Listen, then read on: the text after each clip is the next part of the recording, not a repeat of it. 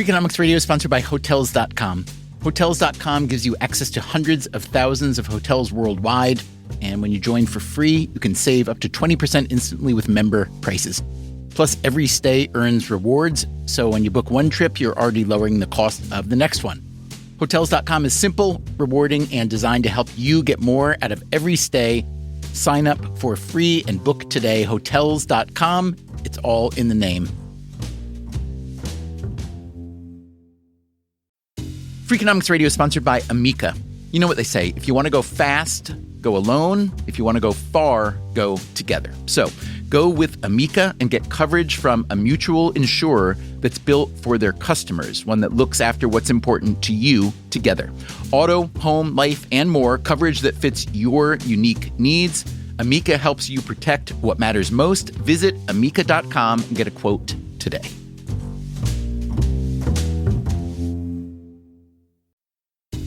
Freakonomics Radio is sponsored by Mint Mobile. Ditch overpriced wireless with Mint Mobile. Cut your wireless bill to $15 a month at mintmobile.com/freak. Upfront payment of $45 for 3 months, $90 for 6 months, or $180 for 12 months. Plan required, $15 per month equivalent. Taxes and fees extra, initial plan term only. Greater than 50 gigabytes may slow when network is busy, includes up to 20 gigabytes hotspot. Capable device required. Availability, speed, and coverage varies. See mintmobile.com.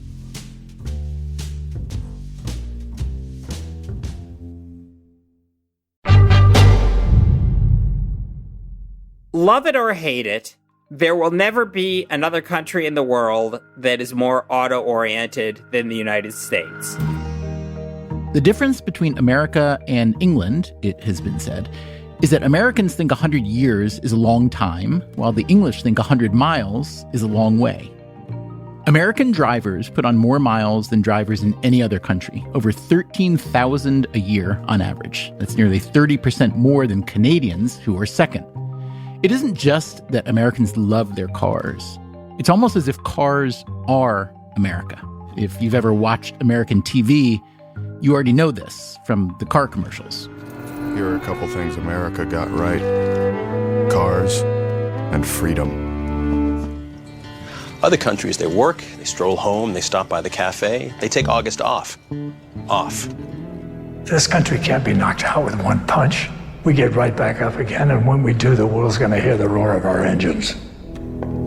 What is it that accounts for this bond between Americans and our cars?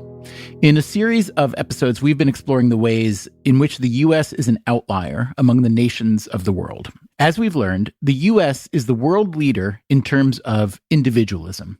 In an individualistic society, a person is like an atom in a gas. It can freely float about, and life is an adventure. Life is an adventure. That would work as a slogan for one of those car ads on TV. For a hyper-individualistic country, automobile travel has a lot going for it. Control of where you're going and when and how fast.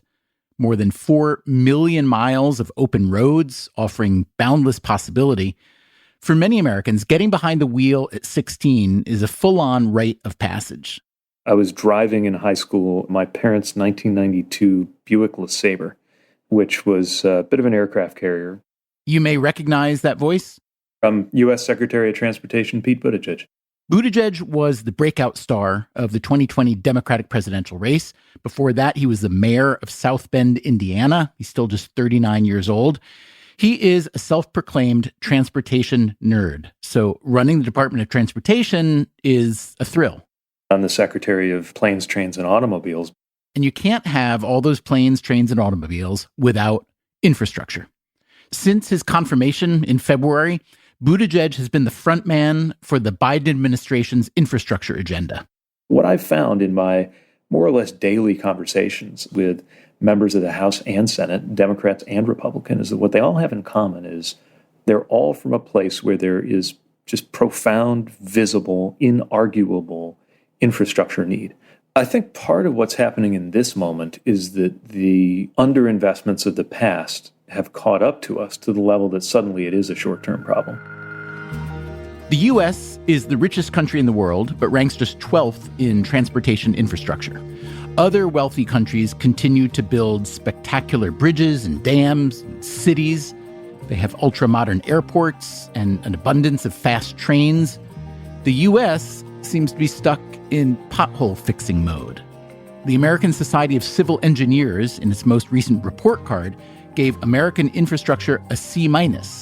Although, as one critic points out, civil engineers may have an incentive to grade low, since any repairs will require their services.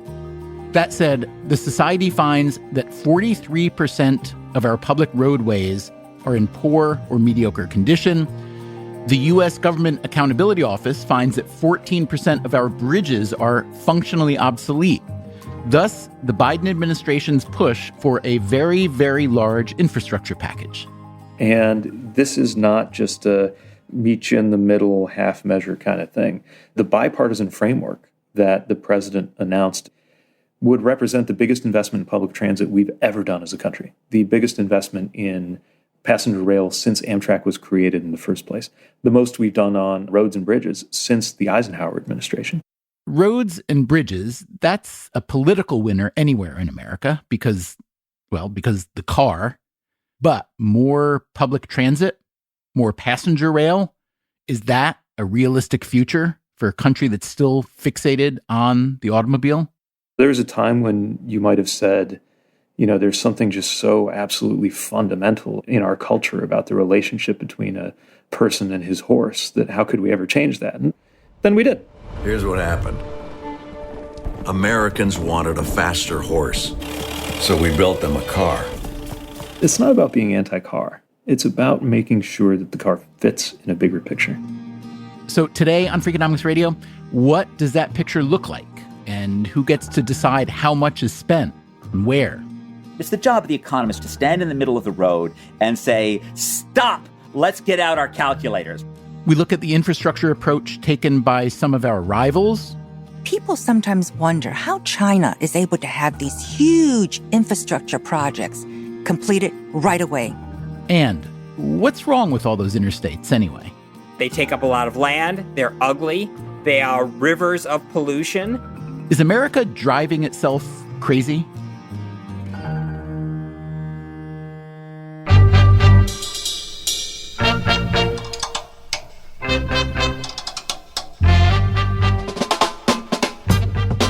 This is Freakonomics Radio, the podcast that explores the hidden side of everything.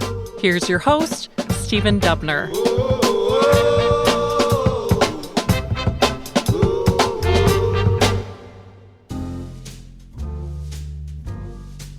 A lot of U.S. infrastructure is aging and in need of repair. At the same time, infrastructure spending has been declining for years. This is not a good combination.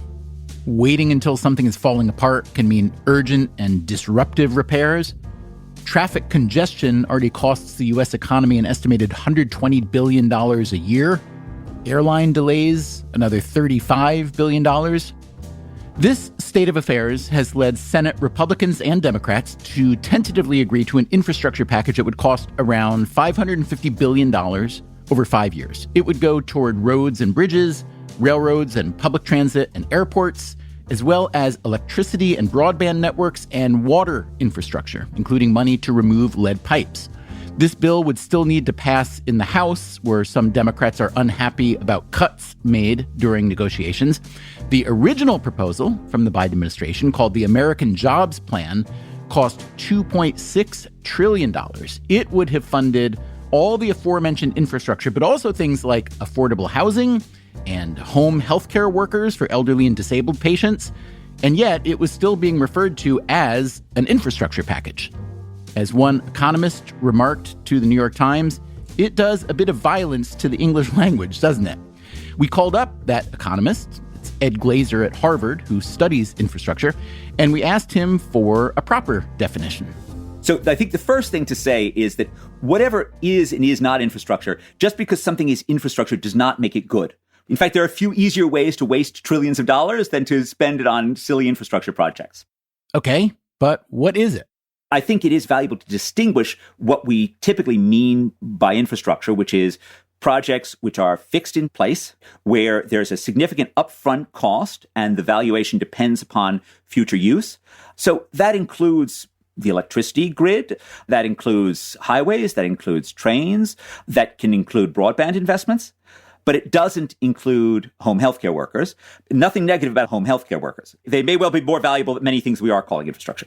But let's assume that some very large number of dollars are approved by Congress to be spent on infrastructure. How exactly does that work? Here's one key thing to know about U.S. infrastructure spending in general. Most of it doesn't happen at the federal level. In 2020, for instance, the federal government spent $63 billion on infrastructure while sending $83 billion to the states. One advantage of federal funding is that the U.S. government can borrow pretty much as much money as it would like. States, meanwhile, are required to balance their budgets. Still, states do spend a lot of their own money on infrastructure. All in, state spending accounts for roughly 3/4 of all public infrastructure spending in the U.S. Here again is Transportation Secretary Pete Buttigieg. So the vast majority of the tens of billions of dollars that come through my department every year aren't spent on things that we go out, purchase, own, and operate. They go out in the form of grants, many of them established by formula that go to states and local bodies. Not necessarily a bad thing, even now as I'm in this role in Washington. But, what it means is that we might be more like the trim rudder on a super tanker than we are, literally calling the right and left turns. The reality is that the state and local governments own 98% of highways and streets, including the entire interstate highway system. And that's Elaine Chao, Buttigieg's immediate predecessor at the Department of Transportation during the Trump administration. So the state departments of transportation need to be equal partners. And they need to be able to determine the infrastructure that best suits the needs of their state. I mean, the U.S. has 89,000 local governments, and they would know better than Washington what their needs are. So our decentralized system has a benefit in that it gives the local communities the infrastructure that they want. This style of funding isn't how most countries do it. In Europe, for instance, most infrastructure development and decision-making are done at the federal level. Although, to be fair, most European countries are more like individual U.S. states in terms of size and GDP. But even bigger countries tend to manage their infrastructure more centrally, China especially. People sometimes wonder how China is able to have these huge infrastructure projects done, finished, completed right away. Well, it's because their system is very top-down. One can say it's very efficient. China currently spends roughly 8% of its GDP on infrastructure, more than 3 times the U.S. share of 2.4%. This is partly because China is in catch-up mode. They've only had this kind of money to spend for the past decade or two. Still, their recent infrastructure efforts are astounding. Between 2011 and 2013 alone, China used more cement than the U.S. did during the entire 20th century. China now has most of the world's highest bridges, nearly half of the 100 tallest skyscrapers, thousands of miles of high-speed rail. It also built the massive Three Gorges Dam, which diverted the Yangtze River and displaced more than 1 million people to create the world's biggest hydroelectric power plant. China consumes roughly 1/4 of the world's energy, so it's building all sorts of power plants, wind and solar, as well as the old standby coal plants. Coal still accounts for roughly 2/3 of China's electricity. They've also built 51 nuclear reactors, with 18 more under construction. The country's nuclear power has doubled since 2015, while U.S. nuclear output stands where it did in 1990. How is China able to build at this pace? There are a variety of reasons, even beyond the top-down system that Elaine Chao mentioned. Labor costs are lower than the U.S., regulations in China are much looser, and community pushback isn't so much of a thing in China, nor are individual property rights. And why is China building so much so fast? Pete Buttigieg again. I'll say this. They're not spending these kinds of resources on infrastructure because the Chinese Communist Party is a bunch of transportation nerds like me. This is obviously about securing long-term strategic economic security and advantages. And those advantages come to countries that invest. I mean, you go back to the Romans and you build out a great infrastructure network, and that makes you stronger domestically and abroad. That's why they're doing this. So your old firm, McKinsey, where you worked years ago, recently estimated that Chinese construction enterprises won roughly half of all construction projects throughout Africa, including many funded by non-Chinese sources like the World Bank. Should infrastructure building be a bigger part of U.S. export around the world? I think there's huge potential here. But first, we have to get our own house in order. I do think there's something very exciting in the potential there, and that kind of economic diplomacy could go a long way. It's obviously working for China. Getting our infrastructure house in order might involve copying bits of the Chinese playbook. One way to think about the competition with China is this. The distance from Beijing to Shanghai, which a high-speed train can do in between 4 and 5 hours, that's about the same as the distance from Chicago to Atlanta. And creating that alternative, that option for Americans could open up tons of possibility for families and employers in the interior of this country. The history of if you build it, they will come in this country has been if you build a road, they will come more than you ever imagined. And if you build transit, they don't come. That's Eric Morris. He is a professor of city and regional planning at Clemson University. He's also writing a history of the U.S. highway system. The last time we built major high-quality transit systems was mostly in the 1970s when they built Washington and Atlanta and Miami, a couple of other cities. None of those systems came anywhere near what they were predicting as far as ridership goes. Morris points out that public transit systems are essentially competing with our existing highway network. And an existing highway network is hard to beat.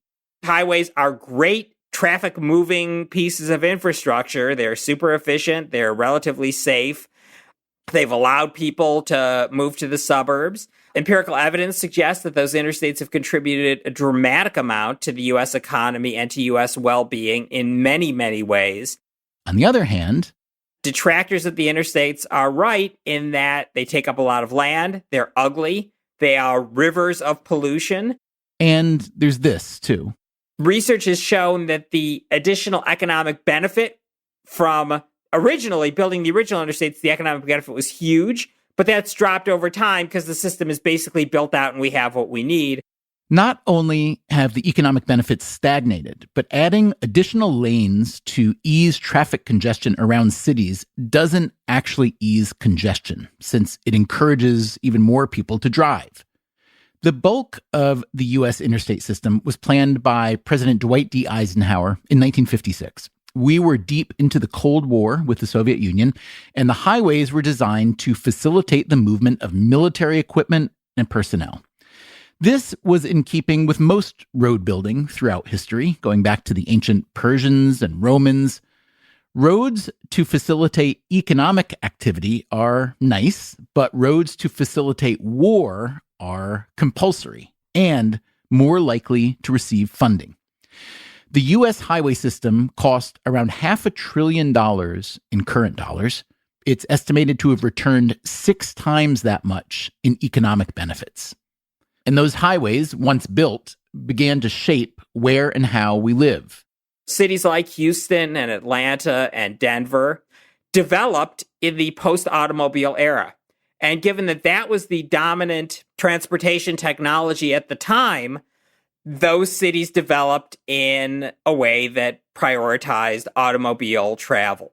Unlike, say, European cities, which are, 1,000 or 2,000 years old and developed in an area of walking and transit, and therefore they're much more walking and transit friendly today. In other words, interstates created cities that are harder to retrofit with public transit since they essentially require a car to get around. You can't just go tearing down highways and cloverleafs to make way for a light rail network, at least not without great expense and complication.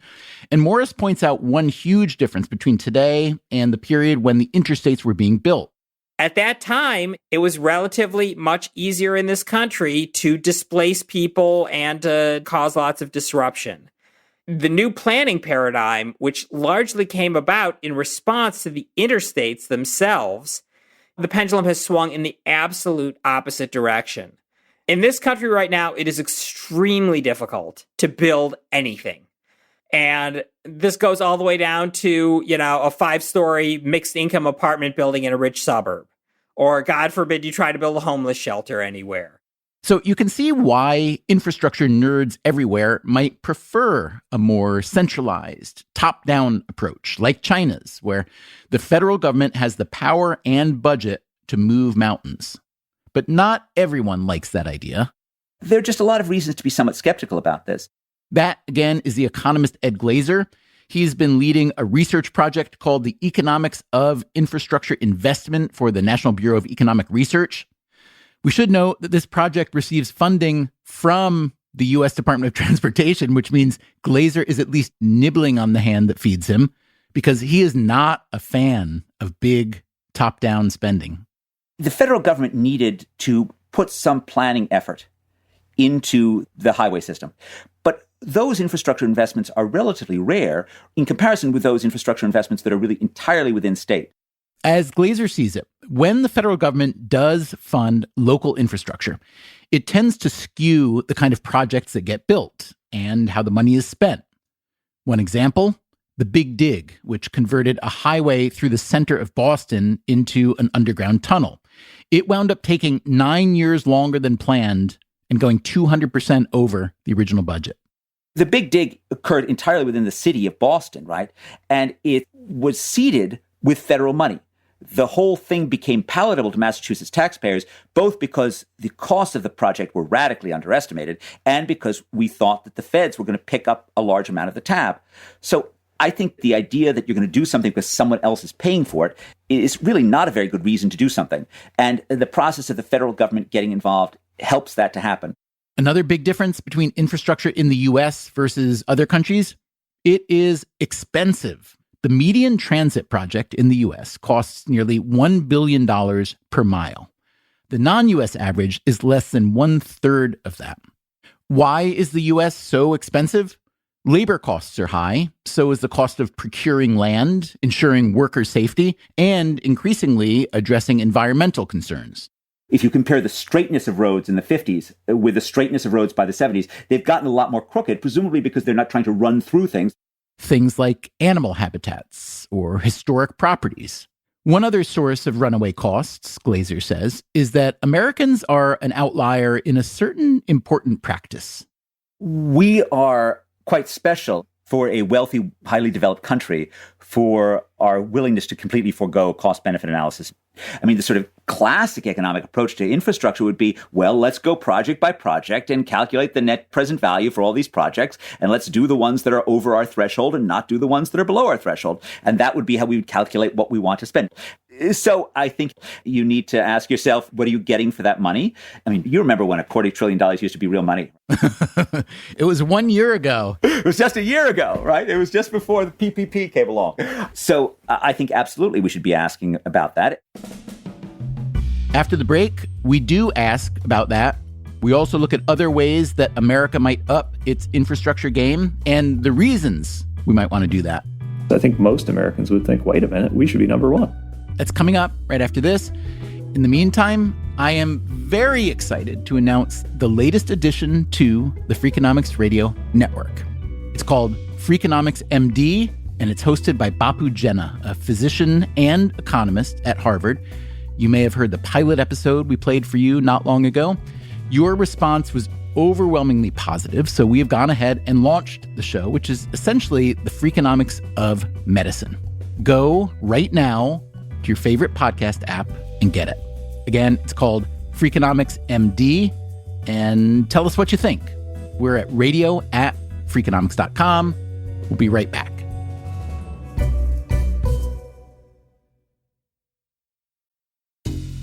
Freakonomics Radio is sponsored by Cash App. Bitcoin is often talked about as an investment, but it was built to be used. With Cash App, you can actually do that. Send Bitcoin instantly, pay at local Square businesses that accept it, or move it to your own wallet whenever you want. It works more like real money and less like something locked in an account.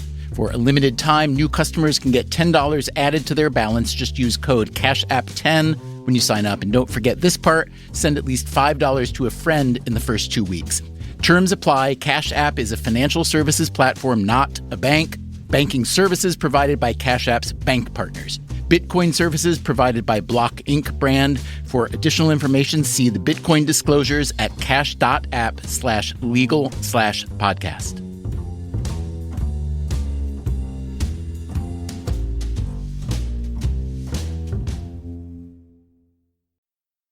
Freakonomics Radio is sponsored by Figure. Did you know that 40% of homeowners own their home outright? If that's you, don't let your equity sit idle. Tap it with a home equity line of credit. Figure, the #1 non-bank HELOC lender in the U.S., helps tap equity you've built in your home so you can do things like tackle a renovation or pay down debt. HELOC is a line of credit secured by your home. You can draw what you need, repay, and draw again. Figure offers a 100% online application. Get approved in 5 minutes and funding in as few as 5 days. It's faster than a bank loan and cheaper than a personal loan. Check your rate today without impacting your credit at figure.com/Freakonomics. This post is sponsored by Figure, NMLS ID 1717824. Figure is an equal housing lender. For more information about their licensing, visit nmlsconsumeraccess.org. Figure's HELOC is subject to credit approval and terms apply. Freakonomics Radio is sponsored by LinkedIn ads. Ever invested in something that didn't live up to the hype? Marketers know that feeling. They optimize for the numbers that look great, like impressions, but then they don't see revenue. LinkedIn has a word for that: bull spend. Instead, you can get the highest ROAS of major ad networks with LinkedIn. Cut the bull spend, advertise on LinkedIn. Spend $250 and get a $250 credit. Go to linkedin.com/Freakonomics. Terms apply.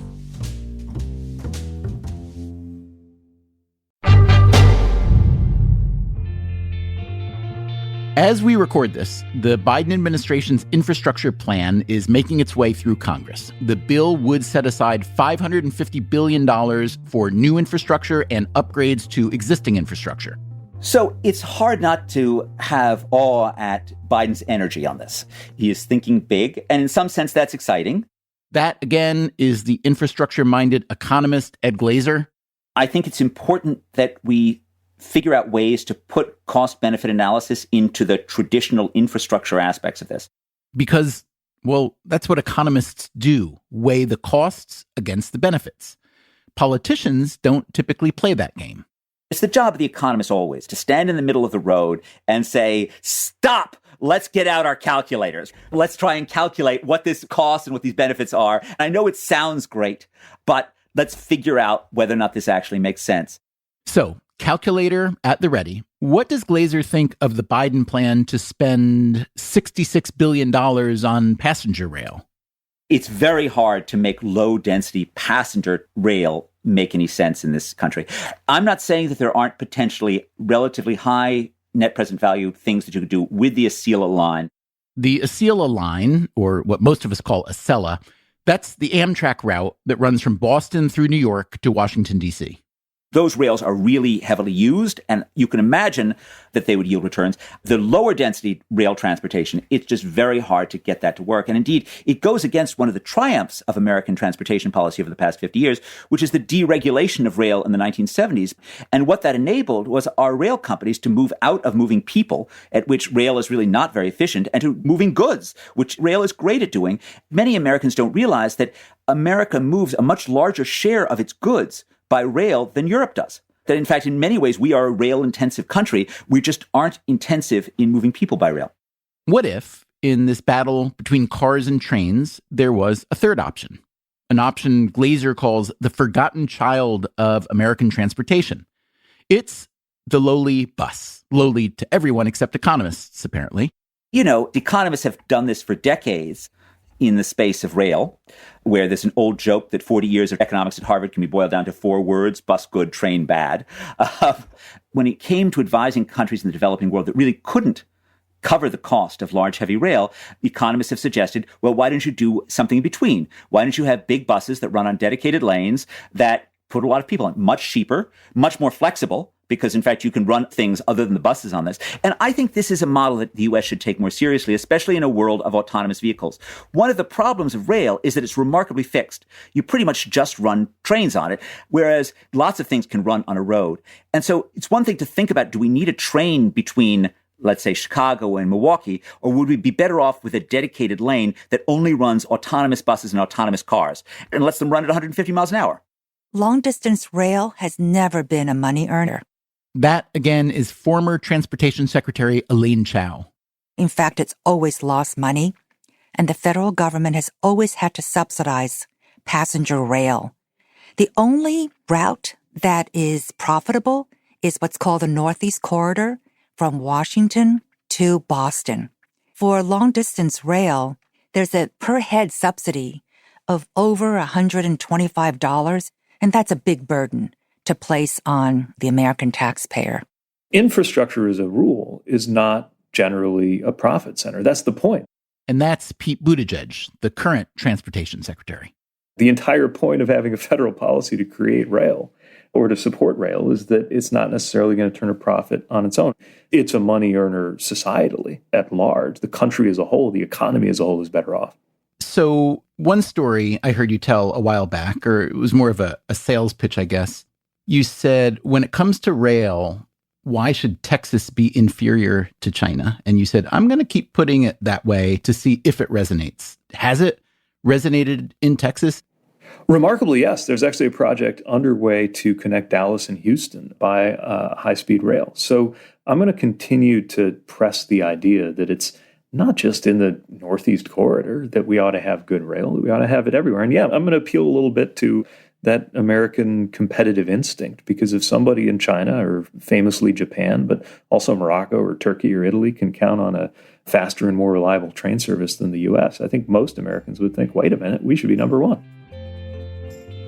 It's worth noting that China doesn't seem to think about passenger rail as a profit center either.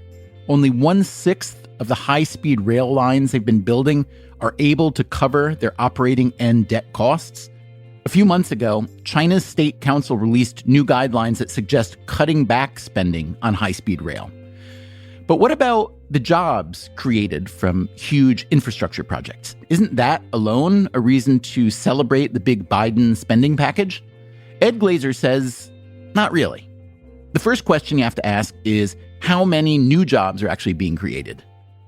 If you're moving people from unemployed status where they're receiving other federal benefits to employed status where they're paying taxes, then that particular transition does have a benefit.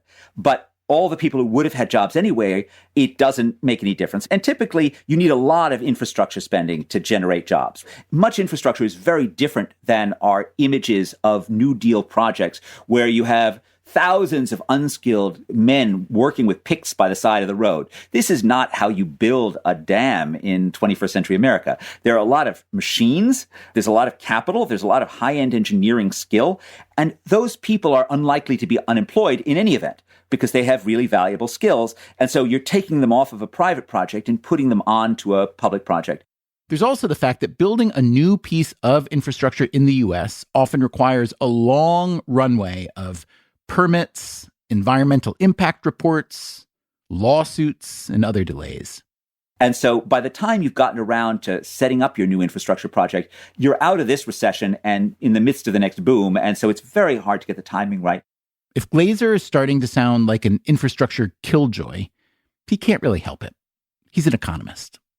What kind of infrastructure investment does Glaeser like?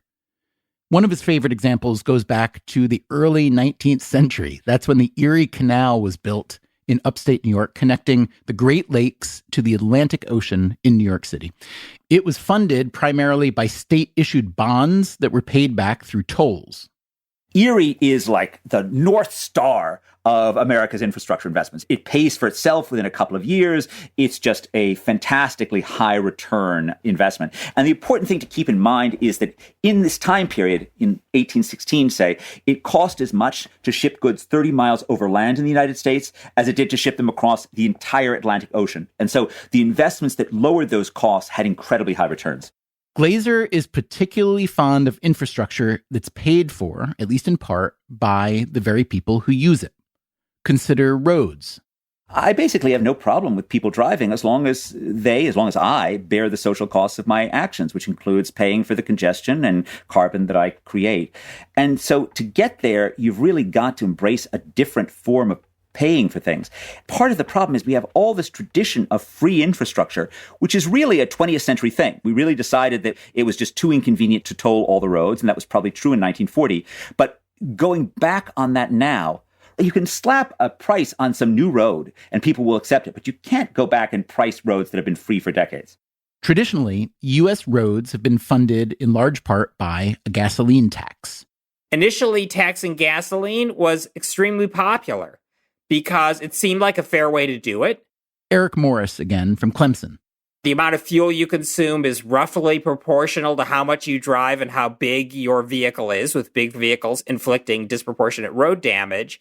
And so it seemed like a very fair way to do it. And as a result, the federal government adopted a fuel tax and eventually in the 1950s raised that fuel tax in order to fund the interstate system. But a good idea can become less good over time. The gas tax raised a lot of money when cars used a lot more gas. In the early 1970s, for instance, the average car got just over 10 miles per gallon of gas. In 2019, that number was up to 25. That's good for the household budget, good for the environment, but bad for funding road maintenance. Today, the annual gap between gas tax collections and infrastructure needs is about $13 billion. With the Biden administration pushing for higher fuel efficiency, an average of 51 miles a gallon by 2026, the funding gap could keep growing. This couldn't come at a worse time for America's highways. Highways are only built to last a certain amount of time. Obviously, you can extend their life by slapping a new coat of asphalt on them. But at a certain point, the entire structure of the road is breaking down. And you need to go all the way down to the foundations and basically rebuild it from the ground up. And our interstates were built in the 1960s mostly, 50s through 70s. And they have reached a point where reconstruction is going to be necessary. There's one obvious solution here: increase the gas tax. The U.S. gas tax is less than 20 cents a gallon. It hasn't been raised since 1993. And it's not indexed to inflation. In the European Union, the minimum gas tax is around $1.50 a gallon, often much higher. Here, we're using the general fund to subsidize transportation, and in those countries, transportation subsidizes the general fund. There are many reasons why the European gas tax is more sensible. Ed Glazer again. First of all, it can pay for the highway, so you don't have the redistribution from non-drivers to drivers that you currently have. Secondly, it induces people to internalize some of the environmental damage that they're doing. Given the U.S. relationship with the automobile, it's never politically popular to make driving more expensive. Neither party has shown much interest in raising the gas tax. Republicans tend to dislike raising taxes generally. Democrats worry it will disproportionately affect low-income drivers. Then there's the fact that we are increasingly buying electric vehicles. If your car doesn't use gas, you're not going to pay any gas tax. That loss, however, comes with the potentially huge gain. Pete Buttigieg again. Transportation is the single biggest sector of the economy emitting greenhouse gases, which means every transportation policy is a climate policy, whether we call it that or not. Let's talk about electric cars for a bit. Obviously, this administration is in favor of more of them and is geared toward that with charging stations and other measures. So talk to me for a minute about how a widespread conversion to electric cars would, I don't want to say put strain on the electric grid necessarily, but certainly increase demand. And as you mentioned, the bulk of carbon emissions come from transportation directly, but you could see in a relatively short time that the bulk would be coming from power generation for transportation. So what's your thinking on how to thread that needle? Well, there's no question that it's more than just getting somebody an electric car. We got to have the grid be ready. And of course, electric vehicles are only as clean as the energy that goes into them. But right off the bat, there's an efficiency gain. Let me borrow an example from natural gas. It is actually more efficient to have an electric car that is powered entirely by natural gas than to burn the same natural gas in the engine of a car. And it can only get cleaner as you mix toward cleaner generation sources. But this illustrates the complexity of it, right? If you're in a place where the electric power is mostly coal generated, but also cheaper, then you're going to have longer to pay back for the consumer and less environmental benefit than, you got a garage with a south-facing roof and you got a solar panel right up there, and that's where your power comes from. How do you feel about nuclear power having essentially been sidelined in this country, 40-ish years ago in favor of coal and gas, which has added so much pollution to the environment? So if you're thinking about increasing electric capacity for electric travel, is nuclear something that you want in the arsenal? I think we have always been forced to choose between different downsides of different energy sources. And the downsides of nuclear are pretty obvious. But I think 40 years ago, the downsides of nuclear were very obvious, and the downsides of anything carbon generating were a little more theoretical, maybe a little less certain. When you say the downsides of nuclear are obvious, I hear what you're saying. But on the other hand, if you look at the data of actual damage and death globally from nuclear power, it's a drop in the bucket. Whereas more people die from coal mining accidents alone, forget about the externalities, every year than have died, I think, in the history of nuclear power generation. So doesn't that seem worth another big look? I mean, it depends how you assess the risks, right? I remember hearing an anecdote about, I think it was a local judge who was confronted with a zoning case involving the construction of the Large Hadron Collider or something like that, and had to assess there being a tiny, absolutely minuscule, but non-zero chance that when they activated it, it would create a black hole and swallow up the universe. And, that's just to take the most extreme example of a perplexing risk decision. The infrastructure agreement that's making its way through Congress sets aside $73 billion for improvements to the power grid. But a lot of Biden's earlier plans to increase clean energy have been sidelined for now, destined for a separate bill, much to the dismay of progressive Democrats. Even so, Biden's retooled infrastructure plan had a hard time getting Republican support. Why? One big objection was simply the price tag. There's been so much government spending in the last year, and of that, there's still a lot of monies that have not been fully distributed. Elaine Chao again. The states are awash in money because they still have monies from the CARES Act dating from March 2020 that they haven't used. Now, what this administration will say is this money is allocated. Yes, they're allocated, but that doesn't mean that they're going to be spent. And so we need to repurpose the monies that are unused from the March 11th, 2021 bill by this administration to use for infrastructure funding and for financing.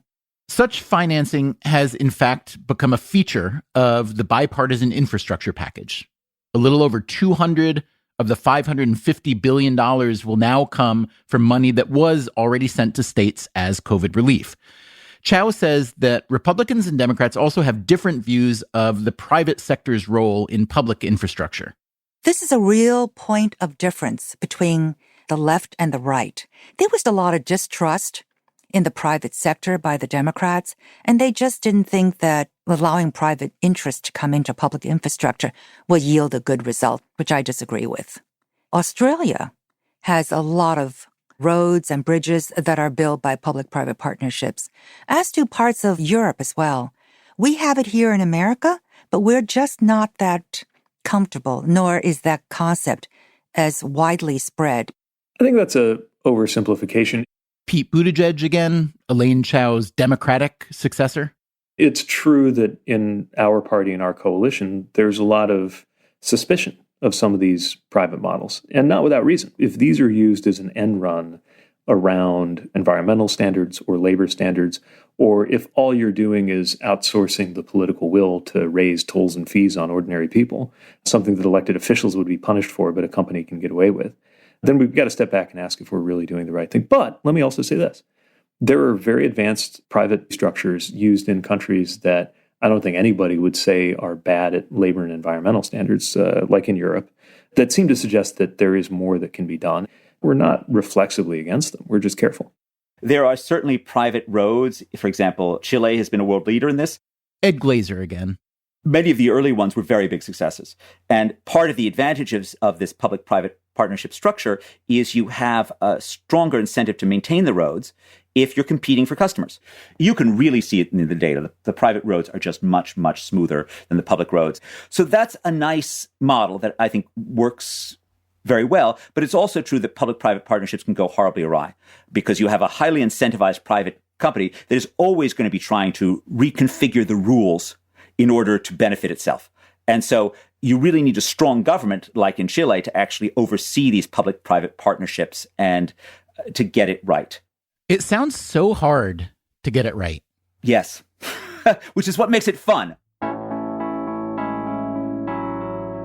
Aside from the financing of infrastructure, aside from the political and environmental and quality of life issues, there's one more big cost to consider.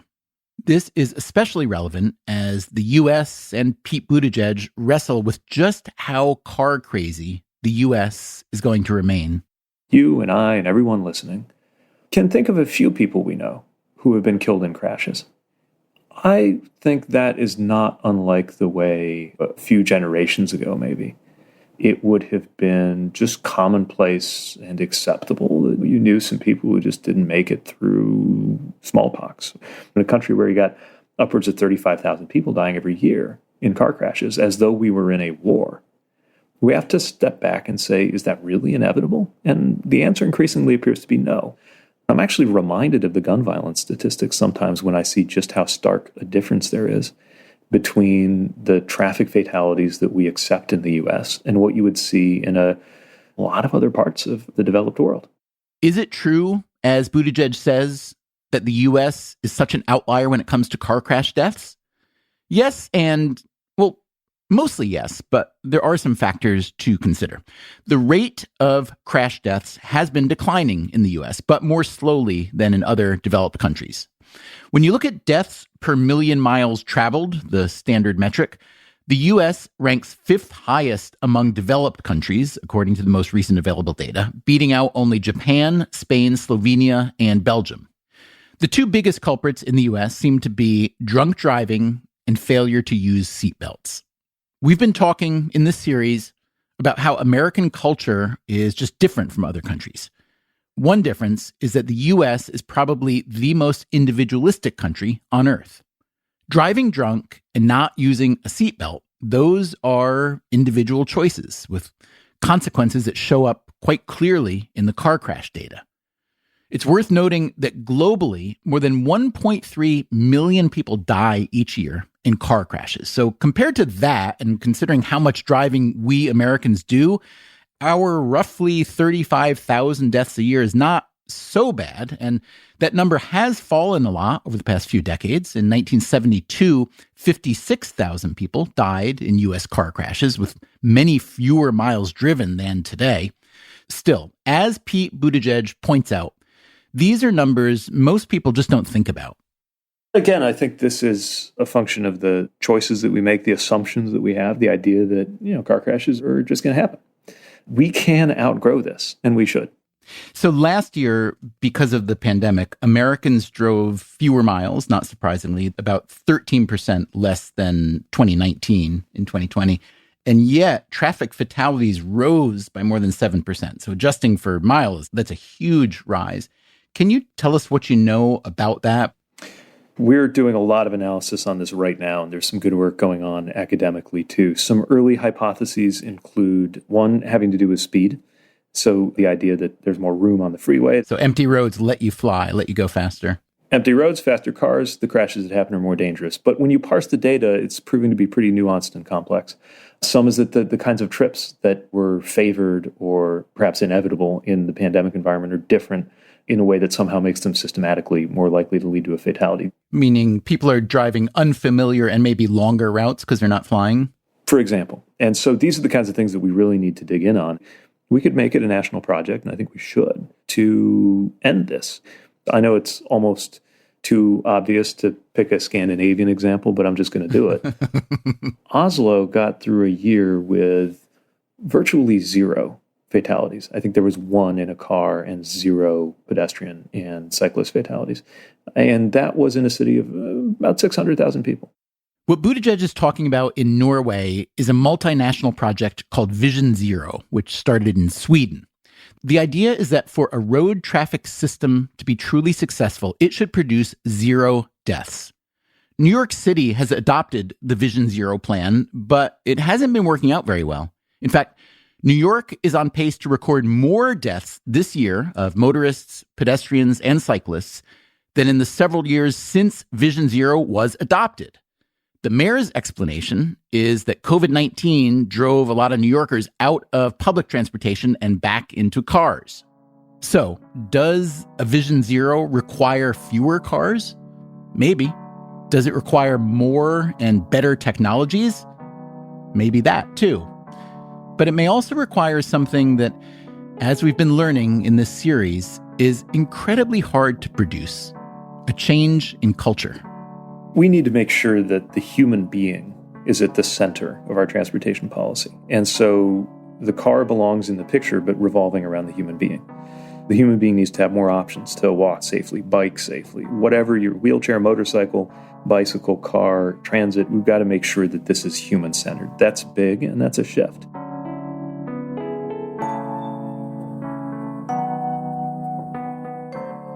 Let us know what you think about this shift. We're at radio@freakonomics.com. Also remember to check out our newest podcast, Freakonomics MD. And coming up next time on Freakonomics Radio. It's worse than cigarette smoking. It's worse than war. It's worse than basically anything you can think of. So I can't say I've heard many more theories. That would surprise me more if they were true. I like to think of myself as a better than a C- brain, but maybe I'm less smart than I thought I was. Your brain on pollution. That's next time on our show. Until then, take care of yourself, and if you can, someone else, too.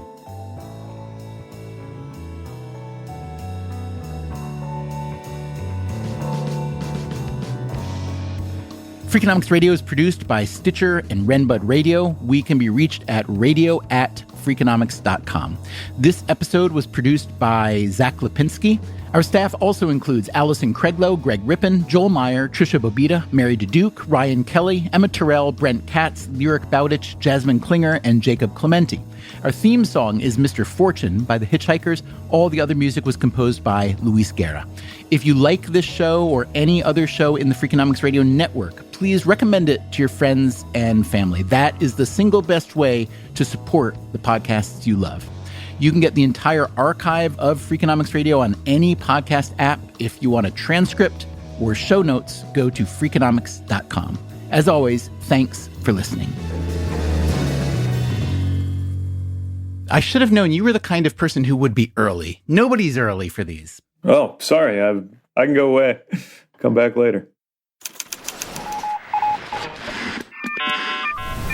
The Freakonomics Radio Network. Stitcher.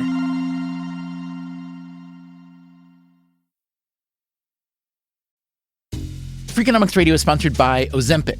Innovation happens through rethinking what's possible, and when it comes to GLP-1s, Ozempic pill does just that. Learn more about Ozempic semaglutide tablets, 4 and 9 milligrams, by calling 1-833-OZEMPIC or visit Ozempic.com to view the medication guide and ask your doctor what's possible with FDA-approved Ozempic pill. In the Yes, there's a break-in every 26 seconds. But when intruders step near, Simply Safe Home Security steps up. Stop. This is Simply Safe. Police are on the way. Using AI alerts, US-based live agents help deter break-ins. Simply Safe, no long-term contracts. Save 50% on your new system with professional monitoring at simplysafe.com/SXM or with promo code SXM. Outdoor deterrence requires a Simply Safe Active Guard outdoor protection plan starting at $49.99 a month. Visit simplysafe.com/licenses for alarm license information. Tennessee 2012. Hey there, I'm Stephen Dubner, host of Freakonomics Radio. If you love the podcasts in the Freakonomics Radio network, I want to tell you about a way you can get even more from us. To hear our shows without ads and get exclusive access to Freakonomics Radio bonus episodes, please subscribe to SiriusXM Podcasts Plus on Apple Podcasts or sign up at SiriusXM.com/podcasts plus. Start a free trial today.